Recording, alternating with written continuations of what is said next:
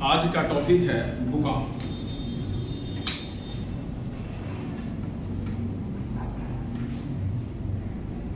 जैसे कि कल आप लोगों ने न्यूज में सुना होगा कि दिल्ली एनसीआर में और दिल्ली में बड़े भूकंप झटके महसूस किए गए।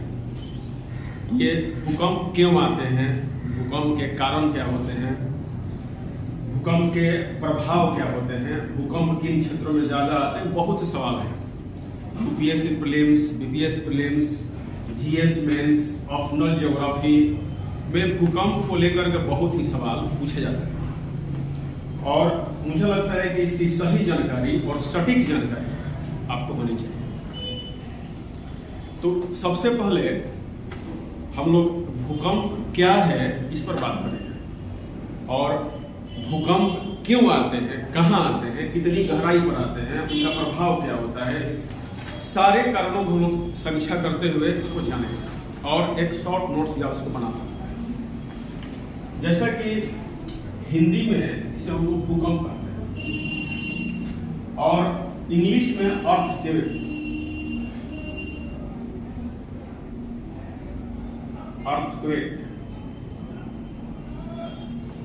भूकंप शब्द को अगर हम लोग दो भागों में तोड़ते हैं तो एक हो गया भू और दूसरा भाग हो गया कंप।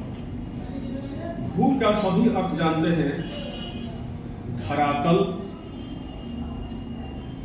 या पृथ्वी कह सकते हैं, और कंप का मतलब होता है कंपन करना, कंपन। दोनों शब्दों को मिला दिया जाए तो पृथ्वी के किसी भी धरातलीय भाग में, किसी भी धरातलीय भाग में जब कंपन उत्पन्न होता है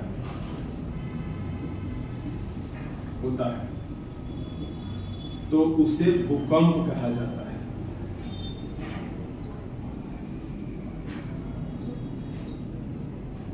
यहां धरातल का मतलब महाद्वीपीय धरातल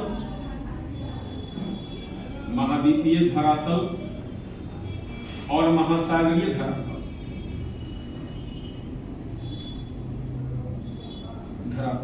दोनों से मतलब कि पृथ्वी के महासागरीय धरातल और महाद्वीपीय धरातल में जब कंपन उत्पन्न होता है तो उसे भूकंप कहा जाता है।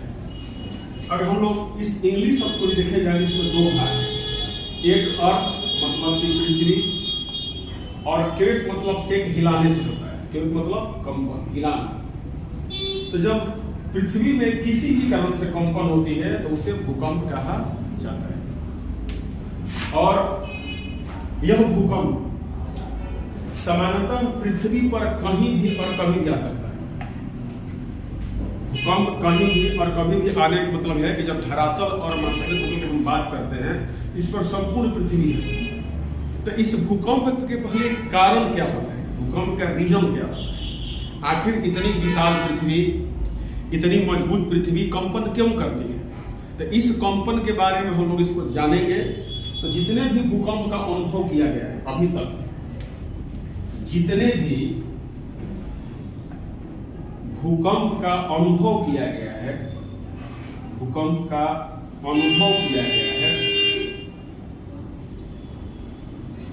है उसके आधार पर भूकंप के दो कारण होते हैं। उसके आधार पर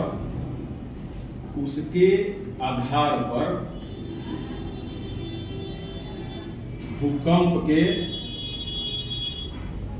दो कारण हैं। प्रथमतः पहला है प्राकृतिक कारण और दूसरा है मानवीय कारण। आखिर पृथ्वी जब हिलती है तो इसको हिलाने वाली कोई शक्ति होगी, कारण होंगे। तो इस आधार पर हम लोग भूकंप के प्रथमतः दो कारण माने, प्राकृतिक कारण और मानवीय कारण। अब इन कारणों को हम पूरी तरह से बिल्कुल ही इसे विस्तार से समझेंगे। ये भूकंप है, तो इसके प्राकृतिक और मानवीय कारण क्या क्या हो सकता है और कितना प्रभाव डालते हैं। तो सबसे पहले हम लोग जानेंगे भूकंप के प्राकृतिक कारण। कहीं कहीं कारण के बदले आपको कारक लिखा मिल जाएगा, तो उससे घबराना नहीं, दोनों एक ही समान है। अब भूकंप के प्राकृतिक कारक हैं, तो इसके लिए आपको यह जानना होगा कि प्रकृति में किन किन कारणों से भूकंप आ सकता है। सबसे पहले एक वैज्ञानिक रीड थे। वैज्ञानिक रीड ने माना कि पृथ्वी पर प्रत्यास्थ संचलन के अनुसार, प्रत्यास्थ संचलन मतलब कि पृथ्वी की जो प्लेटें हैं वो रबर की भांति हैं। ये भार से प्लेटें फैलती हैं और जब इतना अधिक फैल जाती है कि तनाव को बर्दाश्त कर टूट जाती है, उसे भूकंप आता है। हम लोग बारी बारी ध्यान करें। तो प्राकृतिक कारणों में सबसे पहले हम देखेंगे कि भूकंप का जो कारण है ये दो है। एक आंतरिक कारण और दूसरा बाह्य कारण। मतलब कि भूकंप के प्राकृतिक में भी दो हो गए, एक आंतरिक और एक बाह्य। आंतरिक का मतलब हो गया कि पृथ्वी के अंदरूनी भाग, पृथ्वी के अंदर क्या ऐसा पैदा होता है कि जिसके कारण भूकंप आते हैं। और बाह्य कारण, पृथ्वी पर किन बाह्य कारणों से कौन सा ऐसा बल लगाया जाता है, ऐसा क्या इस पर होता है कि जिससे भूकंप आता है। तो पृथ्वी के आंतरिक कारणों में सबसे पहले वैज्ञानिक रीड ने कहा था, वैज्ञानिक जिसका नाम है रीड, वैज्ञानिक रीड ने माना कि प्रत्यास्थ पुनश्चलन, प्रत्यास्थ पुनश्चलन मतलब इन्होंने माना कि पृथ्वी की जो प्लेट है, आप लोगों ने प्लेट टेक्टोनिक में पढ़ा होगा कि पृथ्वी प्लेटों से मिलकर बनी है। तो जब प्लेटों में खिंचाव और खिंचाव होता है, खिंचाव का मतलब प्लेटें रबड़ की भांति फैलती हैं और खिंचाव का मतलब प्लेटें दूसरे के सामने आमने सामने आती हैं। तो यहाँ प्रत्यास्था का मतलब होता है रबड़ जैसे फैलने से। तो जब कोई पृथ्वी की प्लेट इसमें खिंचाव की स्थिति है, और इसको हम लोग फर्स्ट फेज मान लें, इसको सेकंड मान लें, तो जब खींचता है तो प्लेट लंबा होने लगता है और बीच का भाग पतला हो जाता है और अंततः क्या होता है कि इस भाग में ब्रोकेन मतलब ये टूट जाता है। ये प्लेटें इतनी खींची जाती है कि ये टूट जाता है। तो इसका टूट जाएगा ये प्लेट, तो टूटने से क्या होगा, जैसे कि आपने देखा है कि रबड़ जब टूटता है तो अपने किनारों को झटका मारता है कि हाथ में चोट लगता है। इस कारण पृथ्वी में एक क्षणिक रूप में क्या होता है कि पृथ्वी में एक क्षणिक समय के लिए, कम समय के लिए हलचल पैदा हो जाती है और भयंकर हलचल पैदा होती है। अभी इंडोनेशिया में जो सुनामी 2004 में आया था, वहां जो प्लेट नीचे टूटे थे उसके पीछे रीजन नहीं था, ये प्लेटें टूट के आपस में दूसरे पर चढ़ रहे थे। तो प्रत्यास्थ पुनश्चलन डॉक्टर रीड ने कहा था, वैज्ञानिक रीड ने कहा था कि इनके अनुसार प्लेटें क्या होती हैं, भार से चाहे फैलाव के कारण जब प्लेटें विपरीत दिशा में गति करती हैं, या इसे हम लोग कह सकते हैं कि अपसारी गति करती हैं, तो इससे भी प्लेटें क्या होती हैं, टूट जाती हैं। अब जरा सोचिए कि इतनी बड़ी पृथ्वी, जिस प्लेट पर कोई दुनिया का कोई बड़ा शहर बसा हो, कोई माउंटेन बसा हो, कोई समुद्र बसा हो, कोई झील बसा हो, उसके नीचे का प्लेट टूट जाए तो वहां पर स्थिति क्या होगी, निश्चित ही वहां पर बड़े भूकंप अनुभव किए जाए। तो एक हमारा हुआ जो रीजन था कि प्रत्यास्थ पुनश्चलन के कारण पृथ्वी पर बड़े भूकंप की उत्पत्ति होती है। दूसरा, भूसंतुलन की अवस्था। दूसरा है भूसंतुलन की अवस्था। अपने आप में एक पूरा चैप्टर है, आइसोअफडेसी ज्योग्राफी का यह भूसंतुलन अपने आप में पूरा चैप्टर है कि पृथ्वी अपने उद्गम के समय से, जब पृथ्वी का निर्माण हुआ, पृथ्वी पैदा हुई, या पृथ्वी का जितने भी प्लांटेसिमल से पृथ्वी निर्मित हुई, तो उस समय से पृथ्वी क्या अभी तक शांत हो चुकी है। चलिए हम मान लेते हैं कि पृथ्वी सूर्य के चारों ओर चक्कर लगाने अपनी कक्षा में शांत हो चुकी है। क्या पृथ्वी की अंदरूनी भाग जो है, पृथ्वी के आंतरिक हलचलें हैं, क्या पृथ्वी पर अपनी आइसोटेसी कायम हो चुकी है? नहीं। आज भी पृथ्वी असंतुलन की अवस्था में है। पृथ्वी के कई ऐसे भाग हैं, कई ऐसे क्षेत्र हैं जहां पर असंतुलन की अवस्था है। जैसे मैंने पहले ही कहा था कि कल दिल्ली में भूकंप आया था और हिमालय में अक्सर भूकंप बार बार देखे जाते हैं। इसका कारण क्या है? इसका कारण है भूसंतुलन। आज भी हिमालय संतुलन की अवस्था में नहीं है। हिमालय के नीचे आज भी सबडक्शन जोन काम कर रहा है। मतलब ये बात कहा जाए तो अंगारा लैंड प्लेट के नीचे गोंडवाना लैंड प्लेट का क्षेपण हो रहा है, सबडक्शन हो रहा है। मतलब कि इंडो ऑस्ट्रेलिया प्लेट हम लोग बात करें तो इंडो ऑस्ट्रेलियाई प्लेट ऊपर के साइबेरियाई प्लेट या अंगारा लैंड प्लेट के नीचे, या चाइना है, रसिया है, या हिमालय के उत्तर वाले भाग है, उस भाग के नीचे ये वाला भाग सबडक्ट कर रहा है। 3 से 5 सेंटीमीटर प्रति वर्ष की दर से जो हमारा भारतीय प्लेट है वो यूरेशियन प्लेट के नीचे क्या हो रही है? सबडक्ट हो रही है। मतलब कि संतुलन की अवस्था देखा जाए तो हम लोग 2 भागों में बांट लेते हैं, हिमालय के उस पार का अंगारा लैंड और हिमालय के इस पार के नीचे गोंडवाना लैंड। तो अंगारा लैंड प्लेट के नीचे गोंडवाना लैंड प्लेट का क्या हो रहा है? क्षेपण हो रहा है, सबडक्शन हो रहा है। तो जब सबडक्शन होगा, क्षेपण होगा, तो ये भाग नीचे चला जाएगा मैग्मा चैम्बर, जिसे हम लोग कहते हैं बेनी ऑफ जोन। बेनी ऑफ जोन। जब मैग्मा यहाँ पिघल जाता है, जब मैग्मा क्यों पिघलता है? क्योंकि धरातल में गहराई पर हम जाते हैं तो तापमान बढ़ता है और चट्टानें पिघल जाती है। तो जब ये सबडक्ट होता है बेनी ऑफ जोन में और मैग्मा पिघलता है, तो आपको ही पता है कि जब कोई पदार्थ नीचे जाके गलेगा, पिघलेगा, तो गैस बनाएगा, और गैस कहाँ निकलेगा? ऊपर की ओर। तो जब ऊपर की ओर निकलेगा तो इस पर अवस्थित जो भी भाग है, माउंटेन है, पर्वत है, शहर है, समुद्र है, मैदान जो भी है, तो उनको नीचे वो धक्का देगा। अर्थात जब नीचे सबडक्शन हुआ तो ये पिघल जाएगा नीचे मैग्मा, तो ऊपर क्या करेगा? गैस धक्का मारेगा, और जब धक्का मारेगा तो क्या करेगा? वो भाग को हिलाएगा, कंपित करेगा। इसलिए इसी रीजन में आप देखेंगे तो इसी रीजन में, मतलब कि हिमालय से लेकर हिंदुकुश पर्वत तक इलाका में, मतलब हिमालय अफगानिस्तान का जो इलाका में मिलता है, हिंदुकुश का जो पठार है, जो पामीर ग्रंथि है, इन सभी जगहों के नीचे सबडक्शन जोन बना हुआ है। और आज भी वहां चट्टानें पिघल रही हैं, और चट्टानें जब पिघल रही हैं तो क्या कर रही है? ऊपर की ओर धक्का मार रही है, जिससे पृथ्वी का एक ऐसा भाग जहां पर नवीन मोदार पर्वतों की उत्पत्ति हो रही है, वो आल्प्स पर्वत हो, हिमालय पर्वत हो, जो भी नवीन पर्वत हो, उन जगह अभी संतुलन की अवस्था कायम नहीं हुई है। दूसरे शब्दों में, पृथ्वी के जिन भागों में अभी संतुलन की स्थापना कायम नहीं हुई है, संतुलन कायम नहीं हुआ है, आज भी वहां भूकंप आते रहते हैं। तो दूसरा रीजन क्या है? भू संतुलन की अवस्था। इस कारण से भूकंप आते रहते हैं। तीसरा रीजन है आंतरिक कारणों में दरार। इसको लोग भ्रंश बोलते हैं, इंग्लिश में फॉल्ट बोलते हैं, और रिफ्ट वैली बोलते हैं, दरार घाटी बोलते हैं। तो दरार क्यों फटता है? धरातल के जिन भागों में दरारें फटती है, उसके पीछे जिम्मेवार क्या कारण है? उसके पीछे भी जिम्मेवार कारण है पृथ्वी के नीचे अंदर मैग्मा का संचलन।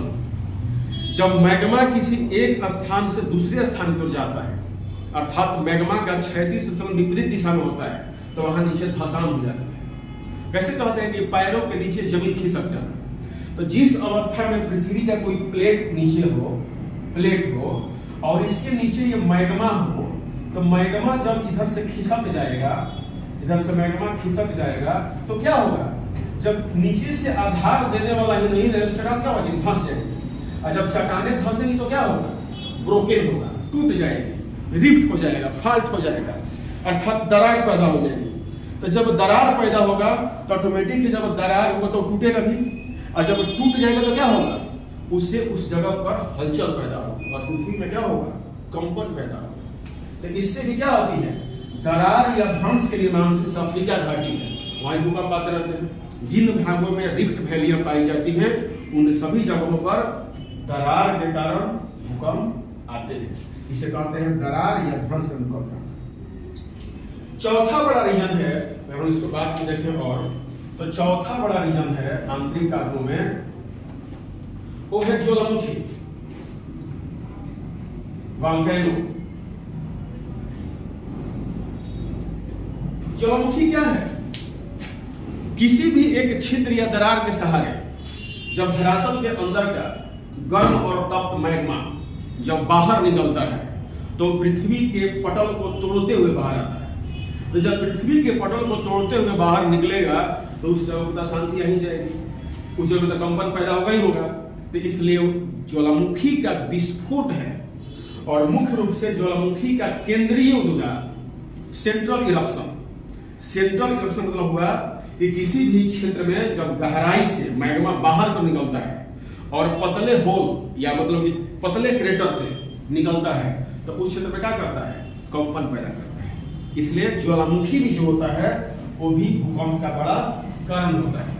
जिन जगहों में भूकंप ज्वालामुखी सबसे ज्यादा आती है और भूकंप सबसे ज्यादा होता है, अराउंड ऑफ पैसिफिक ओशियन, प्रशांत महासागर के चारों ओर का क्षेत्र ज्वालामुखी से भरा हुआ है, इसलिए उसे रिंग ऑफ फायर भी कहा जाता है। अराउंड ऑफ पैसिफिक ओशियन को क्या बोलते हैं?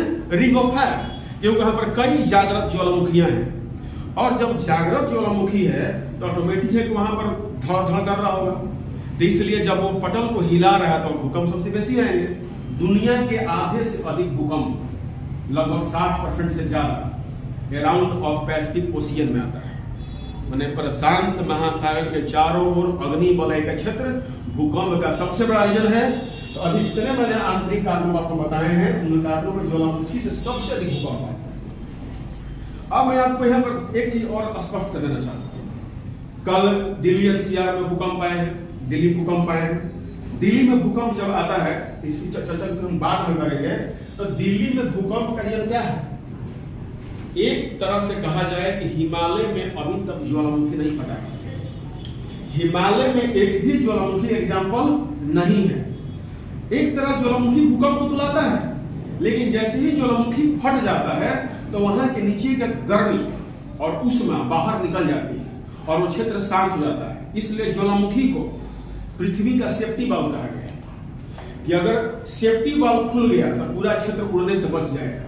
मतलब कि हिमालय के किसी क्षेत्र में अगर वोल्केनो फट जाए तो हिमालय के नीचे का जो सबडक्शन जोन के कारण वहां गैस और मैग्मा काफी ऊपर आ रहे हैं, धक्का मार रहे हैं, तो क्या होगा?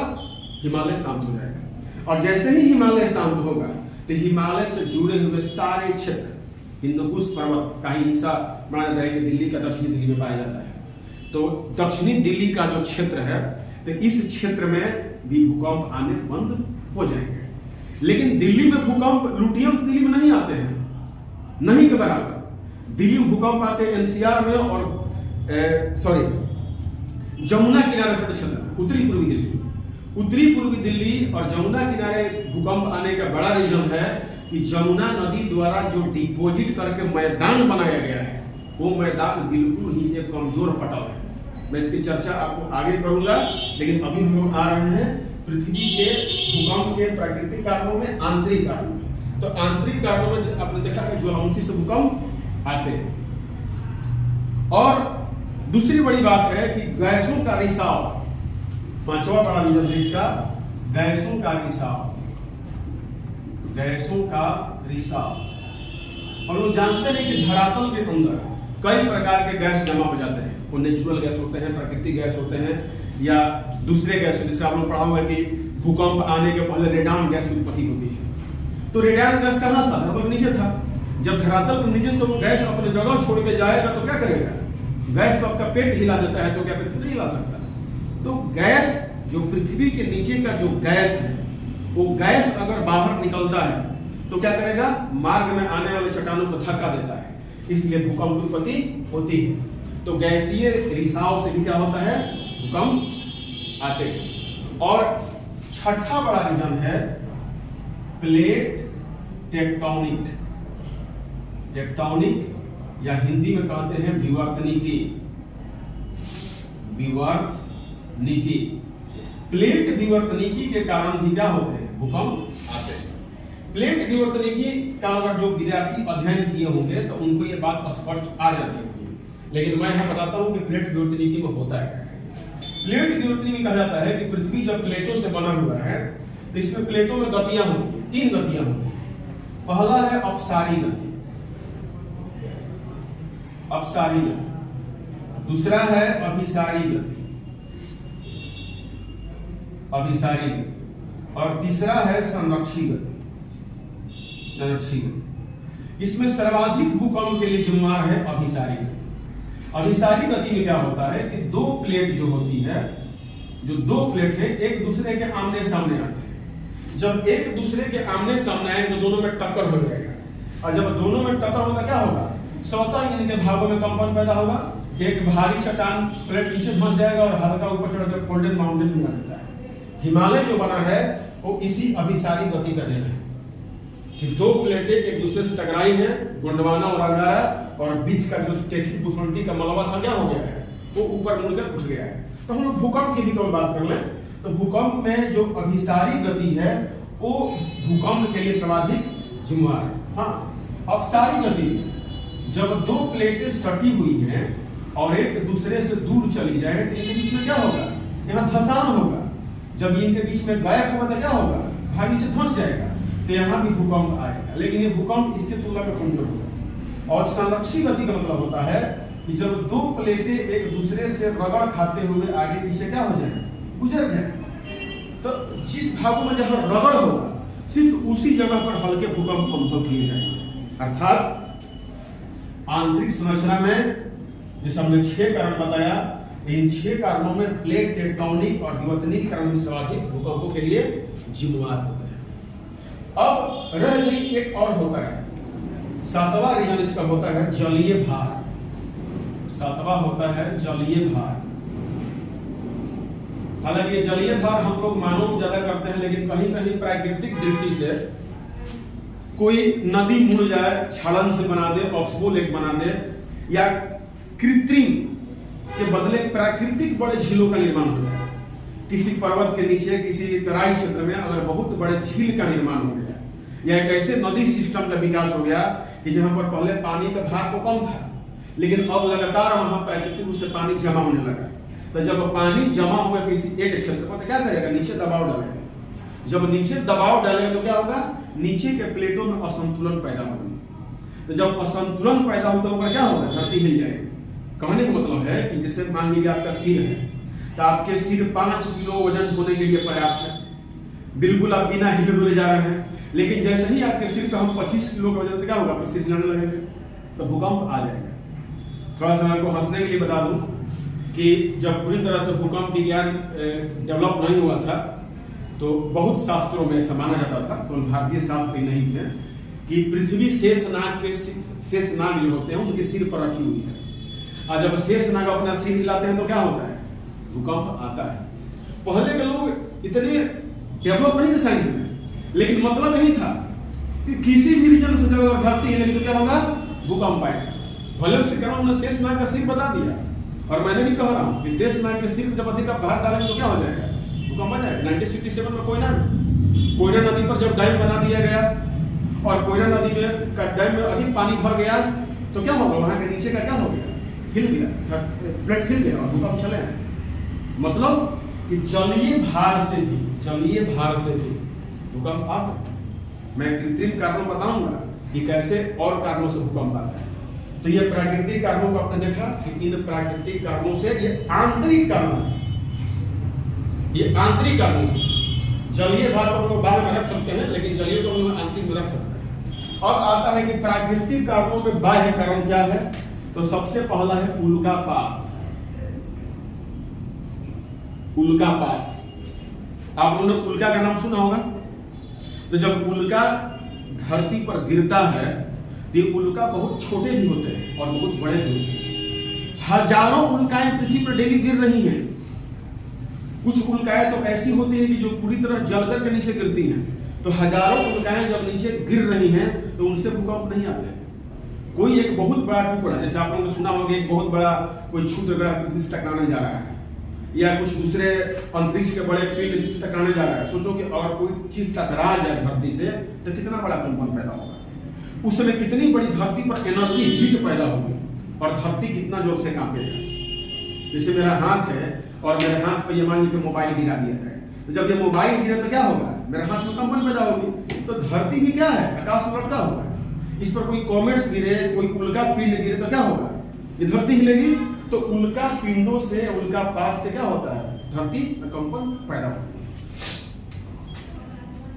दूसरा बाह्य कारण जो होता है, इसके अलावा थोड़ा सा कम जुड़ना है, उसे कम भूकंप आता है। जैसे ध्रुवीय क्षेत्रों में क्या होता है कि जब बड़े बड़े बर्फ के टुकड़े, ध्रुवीय क्षेत्रों में जब बड़े बड़े बर्फ के टुकड़े गुरुत्वीय भार से टूट के नीचे गिरते हैं, मतलब कि बर्फीले क्षेत्रों में, बर्फीले पहाड़ी क्षेत्रों में जब बर्फ की बड़ी मात्रा में टूट के नीचे गिरता है, अर्थात हिमस्खलन होता है। तो जब हिमस्खलन होगा तो उस स्थान में क्या होगा, भूकंप आएगा। हिमस्खलन से क्या होगा, भूकंप आएगा, ये रीजन हो गया। तीसरा बड़ा रीजन है कि समुद्र तट के नीचे समुद्री तरंगों द्वारा तट के नीचे मेहराव बनाया जाता है, मतलब समुद्री गुफा का निर्माण किया जाता है। ऊपर तो पानी और तट समान दिखेगा, लेकिन समुद्र के तट के नीचे नीचे बहुत दूर तक समुद्र का पानी काट लिया होता है। तो जो समुद्री गुफा बनता है, तो तट के किनारे, समुद्री गुफा तट के किनारे, तो जब तट टूटकर नीचे गिरता है, समुद्री तट जब टूटकर नीचे गिरता है, टूटकर नीचे गिरता है, तो उस स्थान पर भूकंप आते हैं। तो भूकंप आते हैं, ये बाह्य कारण है, मतलब कि पृथ्वी के बाहरी भागों में हलचल पैदा हो, इसलिए भूकंप आया। तो ये ऐसे हुए कि समुद्री गुफा से या हिमस्खलन से या उल्कापात से जब पृथ्वी का बाहरी भाग में कंपन पैदा हो जाए, उसे लोग क्या कहेंगे, पृथ्वी के प्राकृतिक बाह्य कारणों से भूकंप का आगमन। ये हुआ प्राकृतिक कारणों से, उल्कापात, हिमस्खलन, समुद्री गुफा के टूट के नीचे गिरने से। तो मुझे उम्मीद है कि आप लोगों ने भूकंप के प्राकृतिक कारणों को, आंतरिक कारण और बाह्य कारण दोनों को समझा होगा। अब हम लोग आएंगे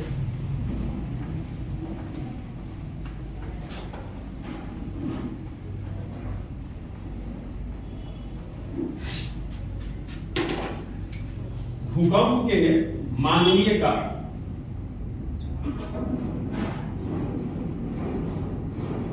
मानवीय कारण, हम लोग भी कम जिम्मेदार नहीं है। पृथ्वी पर कई ऐसे बड़े भूकंप आ चुके हैं जिसके जिम्मेदार हम खुद हैं। हमारी खुद गलती से, मानवीय डेवलपमेंट से, मानव कार्यों को बेहिसाब गति से बढ़ावा देने से भूकंप आते हैं। अब जानिए कैसे। सबसे बड़ा रीजन है कि जो मानवीय तरह से भूकंप आएगा, पहला देखा गया था कि महाराष्ट्र में कोयना क्षेत्र और लातूर में जगह देखा गया भूकंप। लातूर में जो भूकंप देखा गया, उसके पीछे रीजन था कि मानवीय रीजन बहुत बड़ा था। महाराष्ट्र में कोयना नदी बहती है, कोयना नदी पर डैम बनाया गया महाराष्ट्र के क्षेत्रों में सिंचाई के लिए, पानी देने के लिए और जलविद्युत के लिए। तो अब जब किसी नदी में, इसको हम लोग बोलते हैं तटबंध, तटबंध या कृत्रिम जलाशय, कृत्रिम जलाशय का निर्माण। अब मान लो कि नदी बह रही है, नदी बह रही तो नदी का पानी निकल जा रहा है, लेकिन नदी पर हम लोग तटबंध बना रहे हैं तो क्या होगा, ये पूरे सेक्टर में क्या होगा, जल भर जाएगा। और इतनी अधिक जल भर जाएगा कि नीचे का जो प्लेट है बेचारा, जिस पर ऊपर का रिवर वगैरह सब बह रहा है, इन प्लेटों पर क्या होगा, एक्स्ट्रा भार होगा। जब एक्स्ट्रा भार होगा तो क्या होगा, ये प्लेट नीचे की ओर दबेंगे, प्लेट टूट सकता है। कोयना नदी क्षेत्र में जो कोयना में डैम बनाया गया, तो इसके पहले वैज्ञानिकों की अवधारणा थी कि जो महाराष्ट्र क्षेत्र है, पठारी क्षेत्र है, भारत का प्रायद्वीपीय क्षेत्र मजबूत स्थल खंडों से बना हुआ है, यहाँ भूकंप आ ही नहीं सकता। लेकिन कोयना नदी पर जब बांध बना दिया गया और वहां अतिरिक्त भार से जब नीचे के प्लेट में संचलन पैदा हो गया, हलचल पैदा हो गया, तो जबरदस्त भूकंप आया और कई हजार लोग काल के गाल में समा। मतलब क्या हुआ कि हम मानव ने खुद नदियों पर डैम बनाए, उसके पानी को स्टोर किया और उससे नीचे का प्लेट क्या हुआ, प्रभावित हो गया, वो गिर गया और उससे बड़ी मात्रा में भूकंप चल गया। तो तटबंध या कृत्रिम जलाशयों के निर्माण से क्या होते हैं? भूकंप आते हैं। दूसरा रीजन देखिए, बड़े भूकंप इससे आते हैं। परमाणु विस्फोट, नाम सुना है इसका? बिल्कुल सुना। आप लोगों ने एक सिनेमा देखा होगा परमाणु, हमारे यहाँ जो पोखरण में परीक्षण किया गया था उसका बहुत बढ़िया सिनेमा बनाया गया था। आप देखते हो कि जब लास्ट में परीक्षण के लिए बटन दबाया जाता है और नीचे बम का विस्फोट होता है तो दरारें पड़ जाती हैं और सारे एक्टर कोई ऐसे गिरता है, कोई ऐसे गिरता है। मतलब कि किसी क्षेत्र में जब परमाणु विस्फोट करेंगे तो 5 और 6 तीव्रता का भूकंप आ सकता है। आज जब ये भूकंप आएगा तो वहां नुकसान पहुंचा सकता है। इसलिए जब भी किसी जगह पर परमाणु परीक्षण किया जाता है तो सबसे पहले उस जगह को खाली कराया जाता है। हालांकि जब भी परीक्षण होता है तो भारत के थार रेगिस्तान में ही की जाती है और दुनिया में वहां भी किया जाता है कि जहां पर आबादी क्या हो, शून्य हो, नहीं के बराबर। कोई अगर आबादी है कुछ काम कर रहा है क्या किया जाए, उसको हटा दिया जाएगा। तो मतलब कि परमाणु विस्फोट के द्वारा भी भूकंप आते हैं। तीसरा बड़ा रीजन देखिए, परमाणु विस्फोट से एक और सनकी का नाम याद आ रहा है। आप लोग उत्तर कोरिया का नाम सुना है? तो वहां के सनकी राजा है किम जोंग। किम जोंग क्या करता है? अमेरिका को धमकी देता है कि मैं तुम्हारे यहाँ सुनामी ला दूंगा। मतलब कि अगर वो हाइड्रोजन बम और परमाणु बम मिसाइल गिरा दे वहां पे प्रशांत महासागर में तो क्या हो जाएगा? एक समुद्र में बहुत बड़े जलीय उठान होगा और अमेरिका के कई तटीय राज्य और शहर क्या हो जाएंगे? नष्ट हो जाएंगे सुनामी से। तो मतलब कि जब सुनामी आ सकता है समुद्र में गिराने से, तो सोचिए कि स्थलीय भागों में गिराने से कितना बड़ा भयंकर विस्फोट होगा और उससे कितने बड़ी मात्रा में अर्थक्वेक पैदा होगा, भूकंप पैदा होगा। तो रीजन परमाणु विस्फोट है। अब इसके बाद जो भी मानवीय रीजन है, एक और है कि बड़े शहरों का निर्माण। मैं दिल्ली में इसको ही मानता हूं जिम्मेवार, बड़े शहरों का निर्माण। देखिए, बड़े जहां शहर होते हैं वहां क्या होते हैं? गगनचुंबी इमारतें बनाई जाती हैं। 100 ताला, 150 ताला, 200 ताला, ये सारे एक ही क्षेत्र में बनाए जाते हैं। आप देखेंगे कि अभी दुबई में चले जाइए, आप देखेंगे बुर्ज खलीफा के आसपास जितने भी बिल्डिंग हैं सब बड़े बड़े बिल्डिंग हैं। अभी वो इस आशंका से पूरी तरह जानकार नहीं हो पाया है। दुनिया के इंजीनियर जा रहे हैं, पैसे मिल रहे हैं, बिल्डिंग बना दे रहे हैं, लेकिन उस रीजन में क्या होता है कि जब कोई ऐसा क्षेत्र हो जो किसी कम ही क्षेत्र में शहर से दूर दूर से ईंट पत्थर ढो के ला लगा के वहां पर प्लेटों पर भार बढ़ा दिया जाए, तो मुझे लगता है कि कोयना भूकंप से बड़ा भूकंप आ सकता है दुबई में। दुनिया के कई ऐसे शहर जिसकी संरचना नीचे मजबूत नहीं हो, अब बड़ी बड़ी इमारतें और बिल्डिंगें खड़ी की जाती हैं, वहां भी भूकंप भविष्य में आ सकता है। सिर को बोझ उठाने की क्षमता होती है, लेवल होती है। एक समय तक जमीन के नीचे का प्लेट तो भार में आएगा ही है और हिलेगा ही हिलेगा। तो बड़े शहरों का निर्माण और वहां बड़ी बड़ी गगनचुंबी इमारतों का निर्माण वहां के नीचे के प्लेटों में हलचल पैदा कर सकता है। चूंकि अभी इसका स्पष्ट रीजन नहीं दिया गया है, लेकिन वैज्ञानिकों ने इस बात को आगाह किया है कि जिस जगह पे संरचना कमजोर हो वहां बड़े बिल्डिंग नहीं बनाए जाए। उत्तरी पूर्वी दिल्ली में इसके लिए मना किया गया है, लेकिन फिर भी वहां भूकंप आते हैं, वो बात नहीं। तो बड़े शहरों का निर्माण और ऊंची गगनचुंबी इमारतों का जो निर्माण होता है वो भी भूकंप का कारण। चुंबी इमारतें भूकंप ला सकती हैं। अब देखिए एक और रीजन से, बड़े और भारी तथा तीव्रतम वाहनों का परिचालन। हालांकि इससे जान माल की क्षति बहुत कम होती है, नहीं के बराबर, लेकिन इससे भूमि में कंपन पैदा होता है। चलिए एक चीज मैं आपको सोचने के लिए बता रहा हूं। जैसे मान लीजिए कि आप किसी रेलवे ट्रैक के बगल से गुजर रहे हैं और नॉन स्टॉप ट्रेन राजधानी हो, चाहे जनशताब्दी एक्सप्रेस, चाहे कोई भी जन वंदे भारत एक्सप्रेस हो, वो गुजर रही होती है और वो जमीन उतनी हार्ड नहीं है, तो आपको लगता है कि हम जहां से गुजर रहे हो जमीन क्या हो रहा है, हिल रहा है।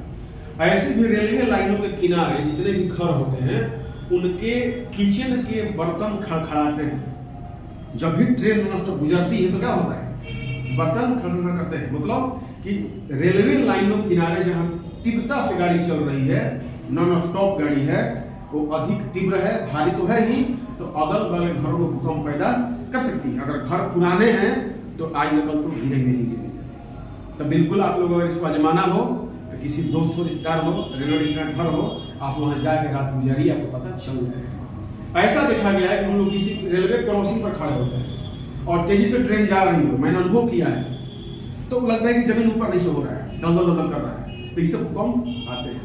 तो ये रीजन मानवीय रीजन है, लेकिन मानवीय रीजन में दो बड़े खतरनाक हैं, तटबंध और परमाणु विस्फोट। तो ये भूकंप के कारण।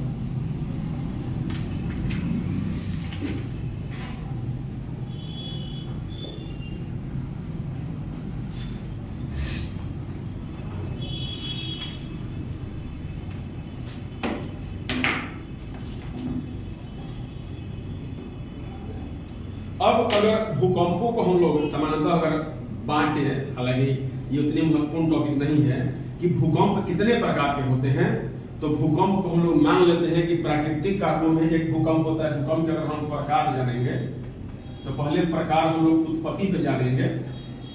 उत्पत्ति के आधार पर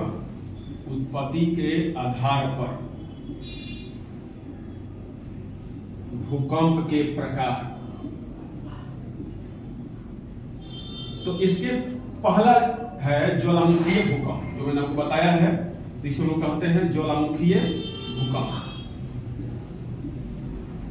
फिर मैंने दूसरा जो बताया था होता है संतुलन मूलक भूकंप। संतुलन मूलक भूकंप, हिमालय में जो भूकंप आता है, कैसा भूकंप आता है? संतुलन मूलक आता है। फिर होता है प्लूटोनिक भूकंप, जो प्लेटों के टकराने वगैरह से आता है, उसको बोलते हैं प्लूटोनिक भूकंप। ये भूकंप बड़े रीजन से। तो ज्वालामुखीय भूकंप, संतुलन मूलक भूकंप, प्लूटोनिक भूकंप, और एक भूकंप होता है और भ्रंश मूलक भूकंप, जो दरार फटने से होता है। भ्रंश मूलक भूकंप। और मैंने बता ही दिया कि मानवीय कारणों से भूकंप कैसे आते हैं। ये चार प्रकार के भूकंपों को हम लोग क्या करते हैं? प्रकार में बांटते हैं। अब जब ये चार प्रकार के भूकंप आते हैं तो इसको हम लोग उसके उत्पत्ति के तरफ रखते हैं। अब आपसे कोई पूछे कि ज्वालामुखीय भूकंप क्या है, तो जिन जगहों पर जैसे अराउंड ऑफ पैसिफिक ओशियन, प्रशांत महासागर के चारों ओर के क्षेत्र में कैसे भूकंप आएंगे? ज्वालामुखीय भूकंप होंगे। संतुलन मूलक भूकंप, जितने भी विश्व में नवीन मूलधार पर्वत हैं, तो मूलधार पर्वतों के सारे कैसे भूकंप आएंगे? सारे संतुलन भूकंप आएंगे। प्लूटोनिक भूकंप, जिन क्षेत्रों में प्लेटों का संचलन हो रहा है वहां पर प्लूटोनिक भूकंप आएंगे, दुनिया में कहीं आ सकता है। और भ्रंश मूलक भूकंप, अफ्रीकी दरार घाटी क्षेत्र में दुनिया के सबसे बड़े भ्रंश मूलक भूकंप आते हैं। अब हम लोग भूकंपों को गहराई के आधार पर बांटेंगे कि भूकंप गहराई के आधार पर कितने प्रकार का होता है।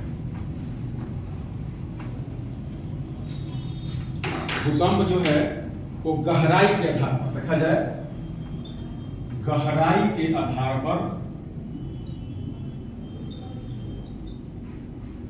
गहराई के आधार पर पहला होता है जो भूकंप होता है कि साधारण भूकंप। साधारण भूकंप ये होता है कि जमीन के अंदर कुछ किलोमीटर से लेकर के 50 किलोमीटर, मतलब कि 0 या 1 से लेकर के 50 किलोमीटर की गहराई तक, गहराई तक तो हम लोग क्या बोलते हैं? साधारण भूकंप। दूसरा होता है मध्यवर्ती भूकंप। मध्यवर्ती भूकंप ये होता है 50 किलोमीटर से लेकर के 250 किलोमीटर की गहराई तक। और तीसरा होता है गहरे भूकंप।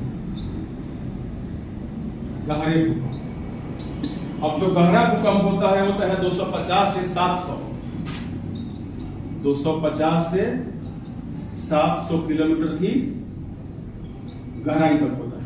अब आप इसमें से पूछेंगे कि इसमें सबसे खतरनाक कौन भूकंप होगा, तो बिल्कुल जो छिछले भाग में आएंगे उतना इफेक्टेड नहीं होगा। हाँ, 50 किलोमीटर गहराई तक आएगा भूकंप, तो वो भी क्या होगा? ज्यादा इफेक्टेड होगा। लेकिन जो मध्यवर्ती भूकंप आते हैं 50 से लेकर के 250 उन क्षेत्र में जितने भूकंप पैदा होते हैं उनमें ऊर्जा ज्यादा होती है। ज्यादा नीचे से जब ऊर्जा आएगा तो ऊपर क्षीण हो जाएगा और ज्यादा ऊपर उतनी ऊर्जा बन ही नहीं पाएगी। तो मतलब कि मध्यवर्ती जो भूकंप आते हैं सबसे क्या होते हैं, खतरनाक होते हैं। ये रीजन क्या है, खतरनाक है। मतलब देखा जाए तो 70 से लेकर के अगर 150 किलोमीटर गहराई तक जितने भूकंप आते हैं वो सबसे क्या होते हैं, खतरनाक होते हैं, खतरनाक होते हैं। जैसे सुनामी अगर छिछले सागरों में आएगी तो ज्यादा जल नहीं आ पाएगा, लेकिन सुनामी बहुत गहरे में भी आएगी तो दूर तक आते थे पावर खत्म हो जाएगी। लेकिन जो सामान्य होगा वहां पर उसकी छाल क्या होगी, ज्यादा होगी। तो जो मध्यवर्ती भूकंप जो 50 किलोमीटर 10 होता है इसमें सर्वाधिक खतरनाक भूकंप आते हैं। अब बात आती है कि दुनिया में भूकंप सबसे बेसी कहां और कहां कैसे कैसे आता है। मैंने भूकंप के हम लोग वितरण बताया है आपको, भूकंप का वितरण क्या होता है, और तब हम भूकंप की मूल बातें समझाएंगे। भूकंप का वितरण माने विश्व में कहां पर कितना कैसा भूकंप आता है। तो इसमें जो सबसे पहला जो जगह है, जो सबसे पहला है भूकंप वितरण में जहां पर सबसे अधिक आती है उसको बोलते हैं परिप्रशांत पेटी। परिप्रशांत पेटी दुनिया के यहाँ पर 63% भूकंप आते हैं। कितना, 63%। यहाँ जापान एक ऐसा देश है, जापान, जहां प्रति वर्ष 1500 भूकंप आते हैं। कहीं कहीं आपको 1200 मिल जाएगा, तो हम लिख देते हैं 1200 से 1500 भूकंप। सोचिए इसको भाग दीजिए 365 से तो प्रतिदिन कितने भूकंप आ जाएंगे। मतलब कि 1200 से 1500 भूकंप जहां प्रति वर्ष आते हो, और वो छोटा देश इतनी बड़ी आबादी अपने आप को कैसे मैनेज किया हो, उसका इंफ्रास्ट्रक्चर कैसा होगा, ये अपने आप में काबिले तारीफ है। दूसरा है मध्य पेटी। मध्य पेटी का मतलब होता है कि महाद्वीपों के बिचले भाग। कौन से भाग, महाद्वीपों के बिचले भाग, इसको बोलते हैं मध्य पेटी। तो महाद्वीपों के जो बिचले भाग हैं यहाँ पर दुनिया के 21% भूकंप आते हैं, 21%। और मध्य पेटियों में देखा जाए तो दुनिया के सारे क्या बसे हुए हैं, नवीन मूलधार पर्वत श्रेणी बसे हुए हैं। वो आल्प्स पर्वतमाला हो, एशिया के हिमालय पर्वत हो, ये सभी क्या है, या म्यांमार की पहाड़ियां हो चाहे पर्वत हो, वो सब मध्य पेटी बसे हैं। तो मध्य पेटी में क्या है, आल्प्स पर्वत यूरोप में और थोड़ा सा पश्चिम एशिया में है, प्लस क्या है, हिमालय पर्वत, हिमालय पर्वत, और म्यांमार का अराकानयोमा पर्वत। ये वे क्षेत्र हैं जो मध्य पेटी में आते हैं और यहाँ भूकंप खतरनाक होते हैं। हिमालय का भूकंप, बिहार का भूकंप आप लोग 37 को याद होगा, कितने लोग मारे गए। तो मतलब कि मध्य पेटी महाद्वीपों के पिछले भाग में जो भूकंप आते हैं उसे मध्य पेटी होते हैं। दुनिया का 21% भूकंप यहीं पर आता है। इसके बाद है कि जो तीसरा क्षेत्र है, कि मध्य पेटी के बाद जो तीसरा क्षेत्र है वो है दरार घाटी क्षेत्र। दरार घाटी क्षेत्र, तो दरार घाटी क्षेत्र में दुनिया के लगभग 7 से 10% भूकंप आते हैं। और ये क्या है, अफ्रीकी दरार घाटी क्षेत्र, यहां पे ये भूकंप आते हैं।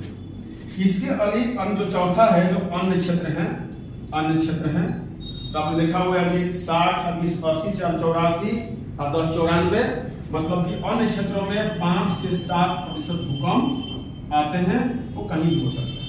लेकिन मुख्य रूप से 3 क्षेत्र है, परिप्रशांत पेटी, मध्य पेटी, दरार घाटी क्षेत्र और अन्य क्षेत्र। तो दुनिया के सारे भूकंप इसी में माने जाते हैं। अब आ गया कि ये तो भूकंप क्या है आपने जाना, भूकंप के कारण जाना आपने, प्राकृतिक कारण और मानवीय कारण। फिर आपने जाना भूकंप के प्रकार क्या होते हैं। तो भूकंप के प्रकार में सामान्य भूकंप, फिर क्या है, मध्यवर्ती भूकंप और गहरे भूकंप। और हम लोगों ने जाना कि भूकंप का वितरण क्या है। ये हम लोग इतने महत्वपूर्ण क्षेत्र जान गए हैं। अब हम लोग भूकंप से जुड़ी हुई कुछ शब्दावली और रीजन जान लेते हैं कि क्या क्या होता है।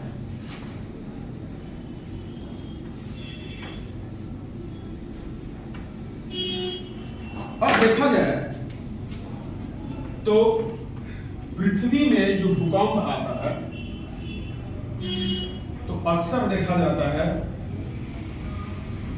कि गहरे भूकंप जो हैं वो अधिकतम 700 किलोमीटर की गहराई तक रहते हैं। पृथ्वी का जो ये भाग है इसे बोलते हैं ऊपरी क्रस्ट, ऐसे बोलते हैं निचला क्रस्ट, और इसके नीचे का जो क्षेत्र होता है ये होता है ऊपरी मेंटल। ऊपरी मेंटल। अब देखिए भूकंप जो होता है इन्हीं चीज का मतलब होता है। और जो भूकंप आएगा तो ये तो अपर क्रस्ट में आएगा या लोअर क्रस्ट में, अपर मेंटल में, लोअर मेंटल नहीं आएगा, क्योंकि लोअर मेंटल में क्या होता है, चट्टानें लगभग मोल्टेन अवस्था में होती है, पिघली अवस्था में होती है, तो वहां से तो गैस तो फॉर्म होगा लेकिन एक मूल केंद्र नहीं बन पाएगा। इन्हीं क्षेत्रों में जहां सबसे पहले धरती के अंदर एनर्जी रिलीज होती है, मतलब क्या होता है कि जहां से भूकंप की उत्पत्ति होती है उसे कहते हैं फोकस। फोकस फोकस को हम लोग कहते हैं हिंदी में भूकंप मूल कहते हैं। क्या कहते हैं? भूकंप मूल। इंग्लिश में फोकस, एपोसिवियस। लेकिन सबसे पहले अगर फोकस से जब कोई तरंग ऊपर की ओर जाती है और धरातल के किसी एक भाग में सबसे पहले भूकंप का अनुभव होता है उसे कहते हैं ईपी सेंटर। क्या बोलते हैं? EP centre. हिंदी में इसे कहते हैं अधिक केंद्र। हिंदी में क्या कहते हैं? अधिक केंद्र। मतलब कि फोकस वो क्षेत्र है जहां पर पृथ्वी के अंदरूनी भागों में भूकंप की क्या होती है? उत्पत्ति होती है। अर्थात एनर्जी यहीं से पैदा होती है जो ऊपर जाकर क्या करती है? हलचल पैदा करती है। तो आपने जाना कि भूकंप मूल क्या है? तो भूकंप मूल वह क्षेत्र है जहां धरती के अंदर भूकंप की उत्पत्ति होती है। और ईपी सेंटर अधिक केंद्र क्या है? जहां धरातल पर सबसे पहले भूकंप का क्या होता है? अनुभव किया जाता है। अब बात आती है कि भूकंप में लहरें कहां से पैदा होती है। तो भूकंप में सामान्यतः अगर लहर देखा जाए, भूकंपीय जो लहर होता है वो तीन मुख्य रूप से होता है। भूकंपीय जो लहर होता है वो कितना होता है? तीन, मुख्यतः तीन होता है। ये है पी, एस और एल। क्या है? पी, एस और एल। फोकस से सिर्फ दो प्रकार की, प्रथम दो प्रकार की, फर्स्ट और सेकेंड। मतलब कि यहां से पहले पी चलेगा। पी का मतलब होता है प्राइमरी वेव्स, प्राथमिक तरंग, और इसके बाद क्या चलेगा? एस चलेगा। फोकस से सिर्फ दो निकला। क्या निकला? एक निकला पी और एक निकला एस। जो सबसे पहले निकला उसे क्या बोलेंगे? प्राइमरी वेव्स, और जो बाद में निकला उसे क्या बोलेंगे? Secondary wave. लेकिन आपने पूछा कि सर ये एल कहां गया? तो एल पैदा होता है, इसकी खोज किया था एच.डी. लव ने। एच.डी. लव ने, तो जब एच.डी. लव ने एल तरंग की खोज की तो उन्होंने माना कि पी और एस जब धरातल पर टक्कर मारता है तो यहाँ पर एक कंपन पैदा होता है, और जब कंपन से आड़ी तिरछी लहरें पैदा होती है, मतलब कि स्पाइरल टाइप का, तो उसे कहते हैं लव तरंग, एल तरंग। तो एल तरंगे भूकंप के फोकस से उत्पन्न होकर के पी और एस के टक्कर से धरातल के भागों में उत्पन्न होती है, तब तीन लहरें होती है। और सर्वाधिक डेंजरस कौन होती है? एल लहर। इसकी गति कम होती है। पी तरंगों की गति जो होती है 8 किलोमीटर पर सेकेंड एवरेज है। वो हम आप जब पढ़ाएंगे आपको कि पृथ्वी के आंतरिक संरचना में भूकंपीय तरंगों का अध्ययन, कल नेक्स्ट वीडियो आपको जाएगा, तो उसमें पी तरंगों के बारे में सारे कुछ हम बताएंगे। इतना ही जान लीजिए, इन तीनों की प्रकृति जान लीजिए। जो पी है, एस है और एल है, इसकी उत्पत्ति कहां से होती है? फोकस से। यही कहां होगा? फोकस से। और ये क्या होगा? पी एंड एस के टक्कर के बाद यह पैदा होता है। अब जो पी तरंगे हैं ये क्या होता है? ये सभी अवस्था में चलता है। किस अवस्था में? सभी अवस्था, पदार्थ की जो सभी अवस्थाएं हैं तो सभी अवस्था में चलता है। लेकिन ठोस में इसकी चाल क्या होती है? सबसे अधिक। ये जो इस तरंगें होती हैं यह ठोस एवं लगभग ठोस में चलता है। किसमें? लगभग ठोस में। यह द्रव और गैस में नहीं चलता। ध्यान रखिए, पी तरंगे पदार्थ की सभी अवस्था है, प्लाज्मा नहीं चलेगा।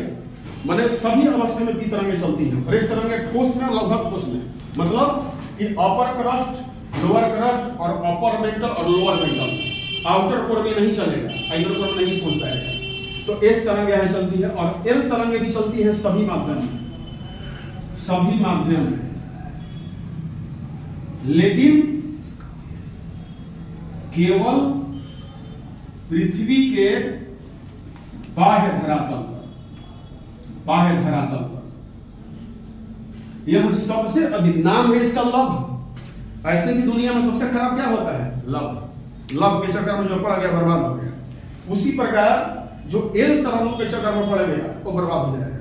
एल तरंगे जैसे मान लीजिए कहीं पर कोई बिल्डिंग बना हुआ है, कोई बिल्डिंग बना हुआ है, बिल्डिंग बना हुआ है, तो बिल्डिंग के नीचे ऐसे चलता है, मतलब कि बिल्डिंग को जमीन से उखाड़ देगा। एल तरंग जो क्या होती है? उखाड़ देगी। तो नाम है लव तरंग, लेकिन काम क्या है? डेंजरस तरंग होता है।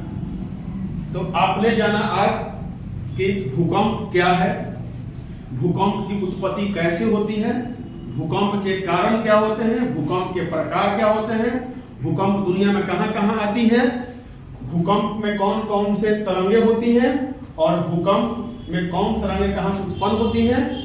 आज के लिए इतना, नेक्स्ट अगले क्लास में। Thank you.